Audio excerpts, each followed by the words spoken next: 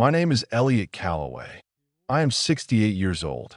I spent 41 years married to a woman who, I believed, loved me in the only way she knew how. Quiet, steady, like the grandfather clock in our hallway that her mother gave us the week we moved into this house on Birch Street in Marinette, Wisconsin. That clock has ticked through 3 presidents, 2 wars, 1 recession, and the slow death of my wife from pancreatic cancer 16 months ago. It is still ticking now as I sit in the basement of the home we shared, holding a steel lockbox I found behind a false panel in her flower cooler. The box is cold, and inside it are 64 letters that prove everything I knew about my life was fiction. I need you to understand something before I tell you what those letters say. I was not a bad husband. I was not cruel or distant or unfaithful. I was predictable. I was safe. I was the man who left for work at 6:15 every morning, who came home at 5:30, who ate the same dinner on the same days of the week, who gave Vivian a $20 bouquet on her birthday and a $50 gift card at Christmas because I did not trust my own taste in jewelry. I was a rail safety auditor for the Wisconsin and Southern Railroad for 41 years. I checked other people's numbers. I made sure no one cut corners. And in all those years, I never once thought to audit my own marriage. Vivian died on a Tuesday, March 12th of last year. She was 64. She had been diagnosed 7 months prior, and she faced it the way she faced everything. Without complaint, without drama. She simply grew thinner, paler, quieter, and then one morning she did not wake up. I held her hand for 40 minutes before I called the hospice nurse. I did not cry. I had been crying in small amounts for months, the way a slow leak fills a basement with water you do not notice until it is too late. By the time she died, I was already drowned. For the first 8 months after her death, I did nothing with her things. Her clothes hung in the closet. Her perfume sat on the dresser. The flower shop she had owned for 30 years, the Bloom Room on Main Street, had been sold to a young couple from Green Bay within weeks of her diagnosis. She had arranged it all herself, quietly, efficiently, the same way she had arranged our lives. I did not have to make any decisions. She had made them for me the way she always had. Then, in the 9th month, the basement flooded. It was a pipe, a slow rupture in the old copper line behind the wall of what had once been her workshop. I came home from the grocery store to find 2 inches of water covering the concrete floor, ruining boxes of old tax returns, photo albums, and a spare refrigerator she had used to store wedding flowers during the busy season. I stood at the top of the stairs and stared at the water for a long time, feeling nothing. Then I rolled up my pants, grabbed a shop vac, and started cleaning. It took 3 days to dry everything out. On the 3rd day, while moving the refrigerator to check the wall behind it, I noticed something wrong with the paneling. The wood was newer than the rest. The nails were different, and when I pressed on the corner, it swung inward on a hidden hinge. Behind the panel was a space no larger than a coffin. And in that space sat a steel box, the kind you buy at a hardware store for $59, with a combination lock. The lock was not engaged. It was simply closed. I sat on the wet concrete floor with the box in my lap for 10 minutes before I opened it. I was not afraid. I was not excited. I was nothing. I was a man who had spent 41 years checking boxes, and now I was about to open the only box that mattered. Inside were letters, dozens of them, tied in bundles with faded ribbon, hotel receipts, a photograph, and a small velvet pouch that contained a gold ring I had never seen before. The first letter was dated March 15th, 1991, our 5th wedding anniversary. I remember that day because I had to work a double shift. A freight train had derailed outside of Wausau, and I was sent to audit the cargo damage. I called Vivian from a payphone at 11 that night to tell her I would not be home. She said it was fine. She said she understood. She said she loved me. And on that same day, she had written the following words to a man named Sebastian Holt. My darling Sebastian, tonight I finally felt like a woman again, not a ghost in someone else's house. When you touched my face in the elevator of the Meridian Hotel, I felt alive for the first time since I was 22. I do not know how long I can keep doing this. I do not know how long I can keep being his wife while I am yours in every way that counts. But I know that when I am with you, I breathe differently. I speak differently. I exist differently. Thank you for seeing me. I will be at the Meridian again on the third Friday of April. Room 314. Do not be late. Yours in every breath, Vivian. I read that letter 7 times. Then I read it an 8th time, slower, as if the words might rearrange themselves into something else if I just looked hard enough. They did not. They were clear. They were precise. They were written in my wife's handwriting, the same handwriting that had filled our grocery lists and our Christmas cards. She had been seeing another man on our 5th anniversary in a hotel room in Milwaukee. While I was counting damaged boxcars in the snow, I set the first letter aside and picked up the second, dated April 19th, 1991, the third Friday of April. She had told me she was visiting her sister in Madison. Vivian did not lie. That was one of the things I loved about her. And yet here was a lie, written in her own hand, more elaborate than anything I could have imagined. The second letter was shorter, more urgent. She described what they had done in room 314 in detail that made me set the letter down and walk to the other side of the basement, where I stood with my hands on a washing machine, staring at the wall, trying to remember how to breathe. I am not naive, but I was 68 years old, and I had slept with exactly one woman in my entire life. That woman was Vivian. We had been each other's first, and I believed only. And now I was reading a description of her body from the perspective of a stranger who had known her more intimately than I had in years. I did not read the rest of the letters that night. I put them back in a box. I went upstairs and sat in my recliner in the dark, listening to the grandfather clock tick. It was 3 in the morning. I had a routine. I had a life. And now I had a question I did not know how to ask. The next morning, I called in sick to the volunteer job I kept at the community center. I had never called in sick in 41 years of employment. Then I went back to the basement. I read the letters in chronological order. There were 64 of them. They spanned 28 years, from March of 1991 to October of 2019. 8 months before Vivian's diagnosis. 8 months before she began the slow process of dying that I had witnessed with such helpless devotion. The early letters were passionate. They were the letters of a woman in the grip of a love she could not control. Vivian wrote about Sebastian's hands, his voice, the way he looked at her across a restaurant table as if she were the only person in the room. She wrote about the Meridian Hotel with a specificity that made me sick. The color of the curtains in room 314, the smell of the linen. She wrote about leaving me, about packing a bag, about running away to Chicago where Sebastian had an apartment overlooking Lake Michigan. She wrote about it, but she never did it. That was the part that confused me. If she loved him so much, why did she stay? I was not rich or powerful or charismatic. What hold did I have over her? I found the answer in the letters from the mid-90s. They changed tone.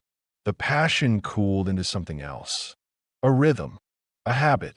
Vivian stopped writing about leaving me. Instead, she wrote about Lydia, our daughter. Lydia had been born in October of 1990. She was 6 months old when the affair began. By 1995, Lydia was 4, and Vivian's letters to Sebastian were filled with a different kind of desperation. I cannot take her with me, Sebastian. I have thought about it every night for 3 years. But she has Elliot's eyes. She has his stubbornness.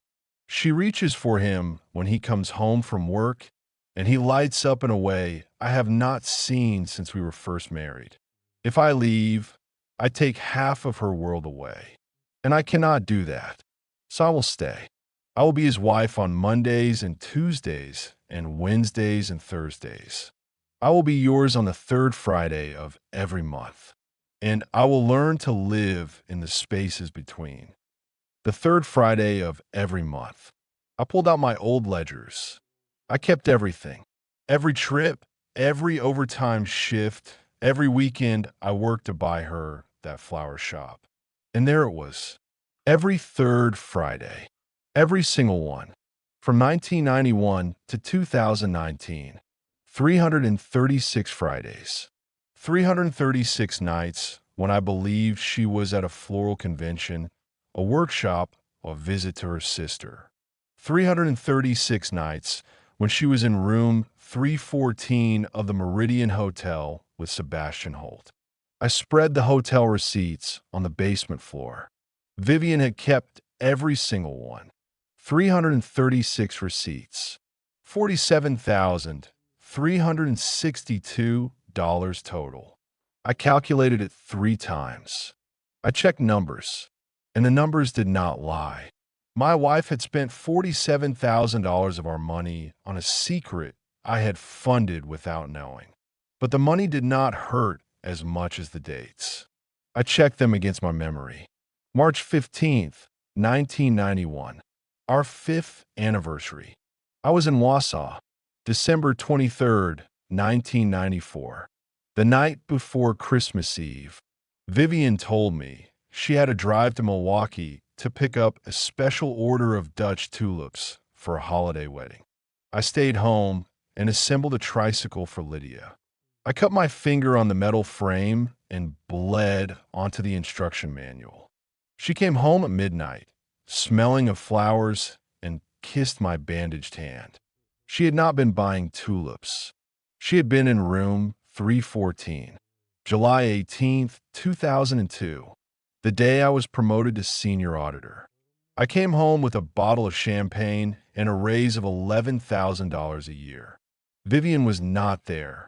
She left a note saying she had an emergency consultation with a bride who was having a nervous breakdown about her centerpieces. I drank the champagne alone. She came home at 2 in the morning, apologizing, exhausted, and fell asleep before I could tell her about the promotion. She had been at the Meridian. The receipt was in the box. By the 2000s, the letters grew shorter, colder. There were gaps. Then they would resume.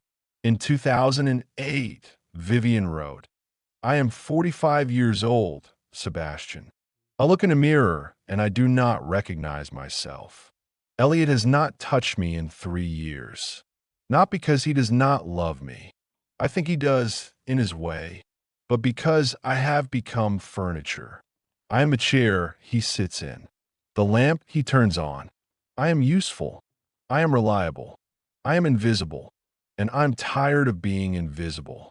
So I will come to the Meridian next month, and the month after, until one of us dies, because being seen once a month is better than being unseen every day. I put the letter down and pressed my palms into my eyes until I saw stars. She was right. I had stopped seeing her. I could not remember the last time I told her she was beautiful, the last time I had surprised her, the last time I had touched her for any reason other than habit. I had been a good provider, a faithful husband, a steady presence, but I had not been a lover. I had not been a partner. I had been a clock. Ticking, predictable, reliable, and utterly blind. At the bottom of the box, wrapped in a silk scarf I had given her for Christmas 2003, was a photograph. It was 5 by 7 inches. Color, slightly faded. It showed Vivian standing on a pier at sunset. She was 39 years old. She was wearing a yellow dress I did not recognize. Her hair was down, blowing across her face, and she was laughing with her head thrown back, her eyes closed, her mouth open in a way that showed her teeth. She looked young. She looked free. She looked like a woman I had never met.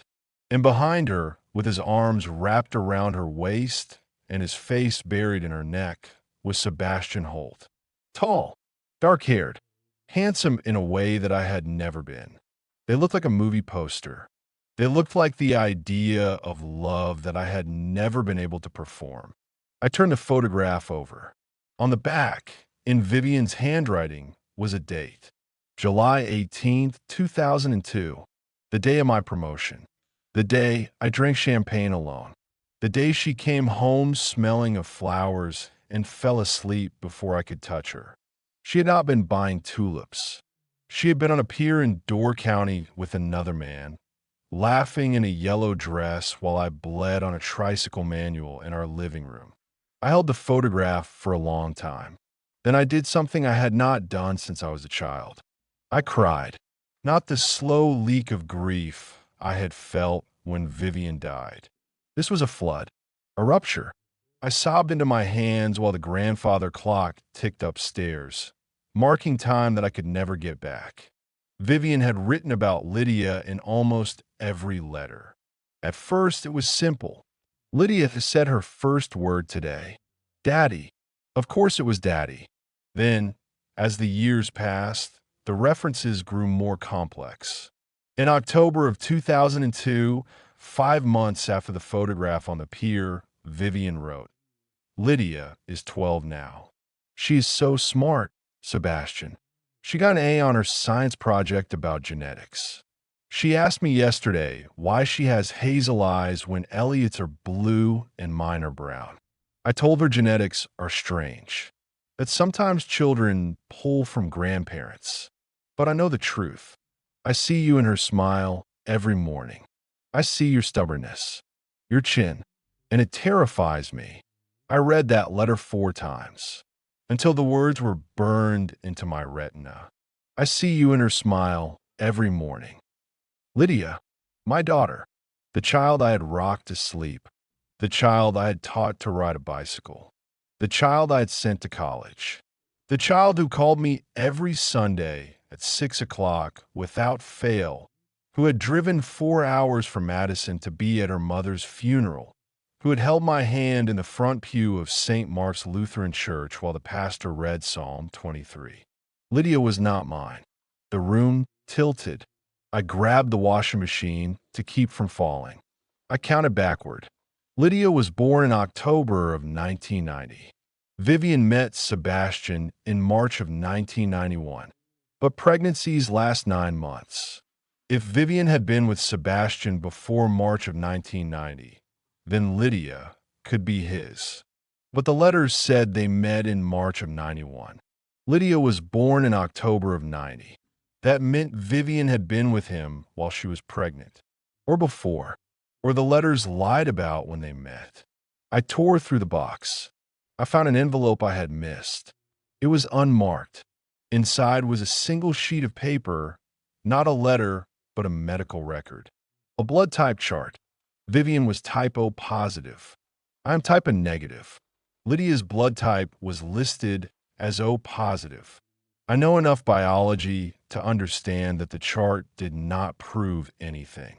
It only proved that Vivian had been afraid enough to check. I sat with the chart in my hand and realized something worse than the possibility that Lydia was not mine. Vivian had lived with this fear for decades. She had let me love Lydia with my whole heart, never knowing if that heart was biologically connected to hers. That was the cruelty, not the affair. This was letting a man love a child for 35 years without knowing if the love was built on sand. She had watched me do it. She had died and left me to find out alone. I found Sebastian Holt the next afternoon. It was easier than I expected. He was listed. He had a Facebook page. 71 years old, and still posting photographs of his garden. He lived in Whitefish Bay, a suburb of Milwaukee, 23 minutes from the Meridian Hotel. He had remarried in 2015. His new wife was named Patricia. She looked kind.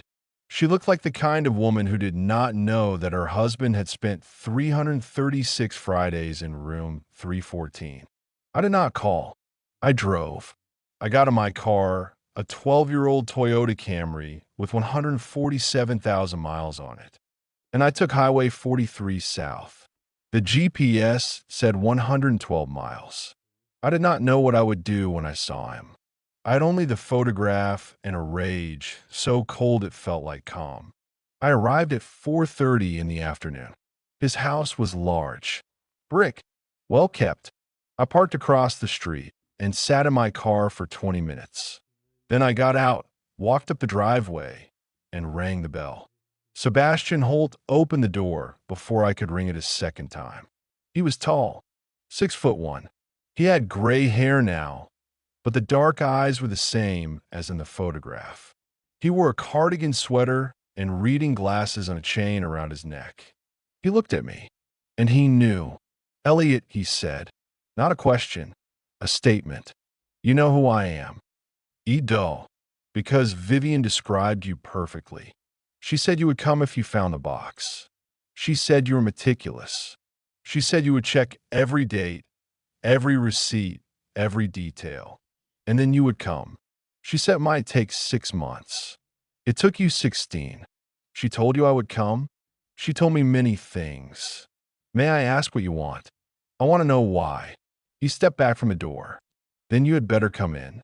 Patricia is at her book club. We have 2 hours." I followed him into his study and sat across from him. "I love her," he said. "I will not insult you by pretending otherwise. I loved her from the moment I met her at the library opening in Marinette in March of 1991. She was arranging flowers for the podium. I was the architect who had designed the building.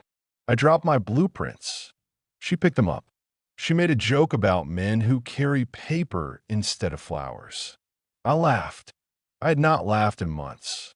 And then I looked at her left hand, and I saw your ring, and I should have walked away. But I did not. She was my wife. She was. And she remained your wife for 41 years. I was never going to take her from you, Elliot. I knew that within 6 months, she would not leave. Not because she was afraid. Not because of money. But because of Lydia. And because of you. Do not say my name. I will say it. Because you need to hear this. She loved you. I know you do not believe that. I know the letters make it seem like she hated you. But the letters were written to me. They were performance. They were the version of herself she needed me to see so that I would keep wanting her. The truth is more complicated. She needed me to feel alive. But she needed you to live. I leaned forward. You did not get to tell me what my wife felt. You were a side dish. You were a distraction. You were a hotel room.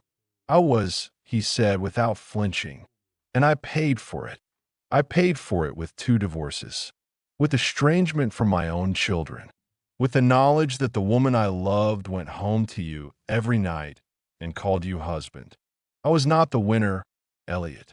There was no winner. There were only 2 men who loved the same woman differently, and both of us lost. Did you know about Lydia? His face changed. The calm broke. For the first time, he looked old. He looked afraid. What about Lydia? Vivian wrote that she saw you in Lydia's smile, that she was terrified. Did you know my daughter might be yours? Sebastian was silent for a long time. Then he stood up. He walked to the window. He looked out at the lake. When he turned back, his eyes were wet. Vivian told me once, in 2003, she had found a blood type chart. She was hysterical. She said Lydia might be mine. She said if you ever found out, you would leave. You would take Lydia, and Vivian would have nothing. I told her to get a test. A real test. DNA. I offered to pay for it. She refused. She said she did not want to know. She said that if the test said Lydia was mine, she would have to tell you. And if the test said Lydia was yours, she would have to live with the guilt of her affair for no reason. So she chose not to know. She chose uncertainty. She chose to let you love Lydia without knowing if you were her father. And she chose to let me wonder without ever confirming if I was. She was a coward, he said. In that one thing, she was a coward. And she paid for it every day. Just like you. Just like me. I want you to look at something, I said. I pulled out the photograph. This was July 18th, 2002. The day I got promoted. The day I drank champagne alone. The day she told me she was buying tulips. Sebastian looked at the photograph. He reached out. I let him take it. She was happy that day, he said. Not because of me, because of the dress. I bought her that dress. She said she had never owned anything yellow. She said you only bought her blue, because blue was safe. She wore that dress for 6 hours. Then she folded it and put it in a bag and never wore it again. She said she could not wear it home. So I kept it. It is in a box in my attic, along with everything else she could not take home. I stood up. My hands were shaking. You kept her clothes. I kept everything, just like you. We are not so different, Elliot. We both loved a woman who could not be fully ours. And we both kept the pieces she left behind, hoping they would add up to something whole. She was my wife. She was. And I am sorry. Not for loving her. I'm not sorry for that. I'm sorry that you found out. Because Vivian did not want you to find out. Not to protect me. To protect you. She knew this would destroy you. Not the affair. The affair you could have survived. But the doubt. The not knowing. The question of whether the life you built was real. That is what she was afraid of. And she was right. Look at you. You were destroyed.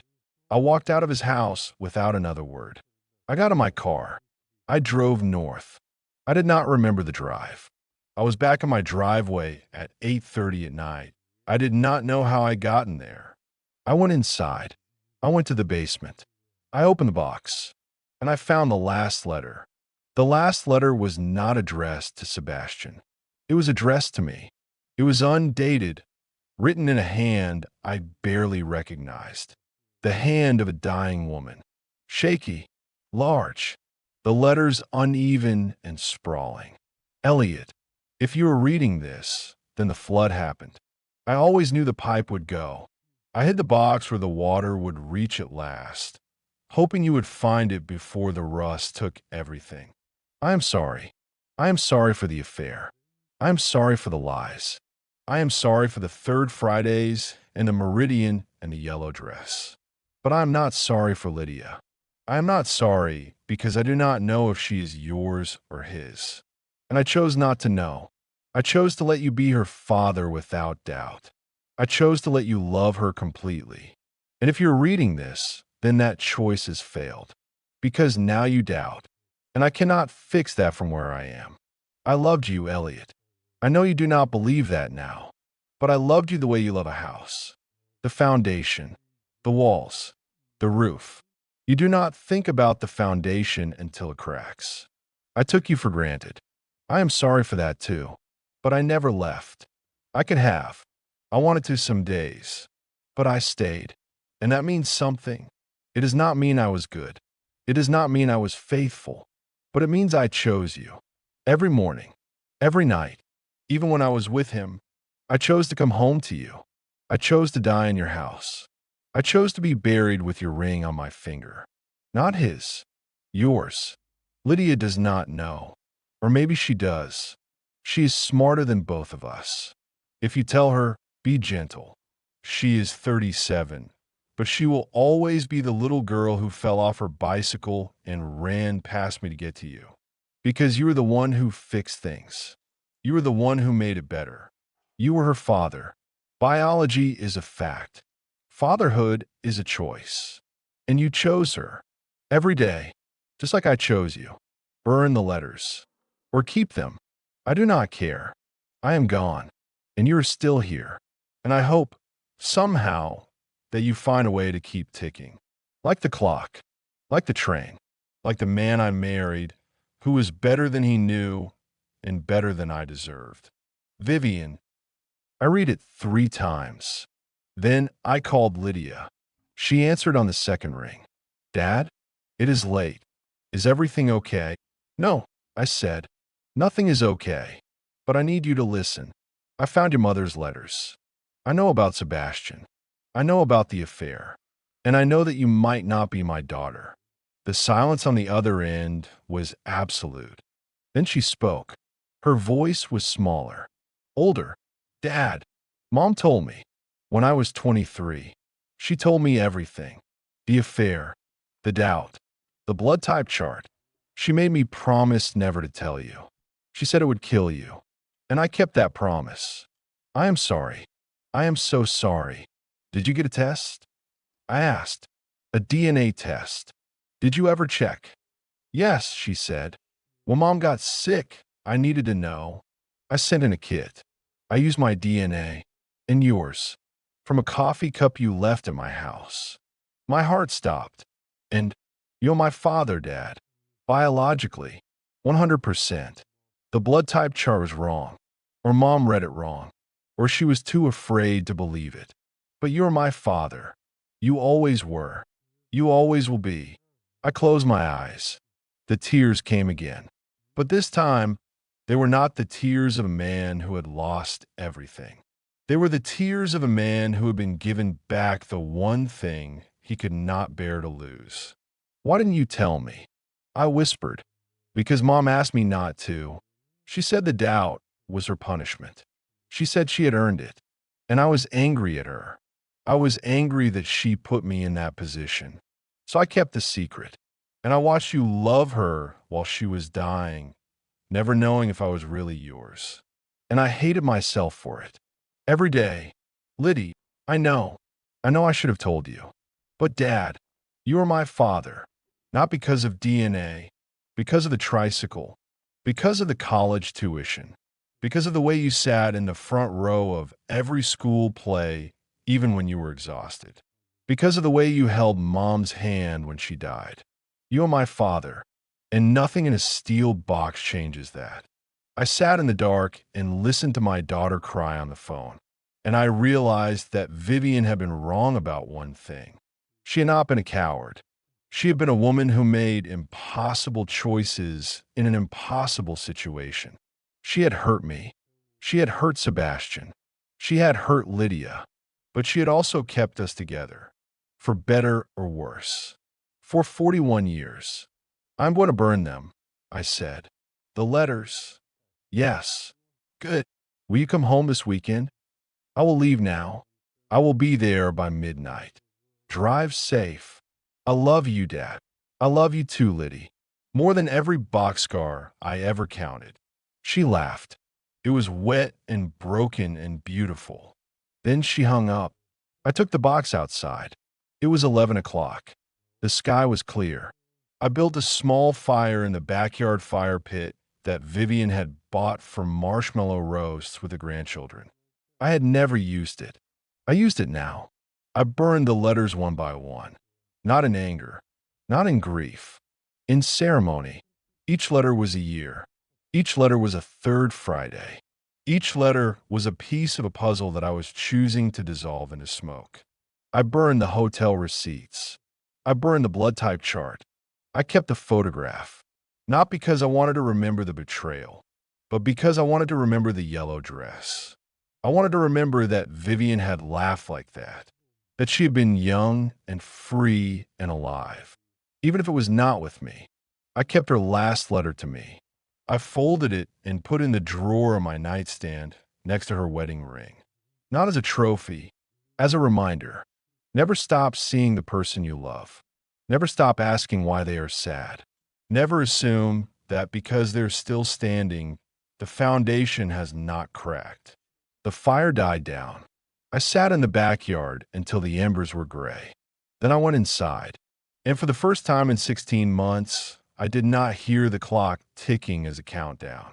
I heard it as a heartbeat. Steady, persistent, alive.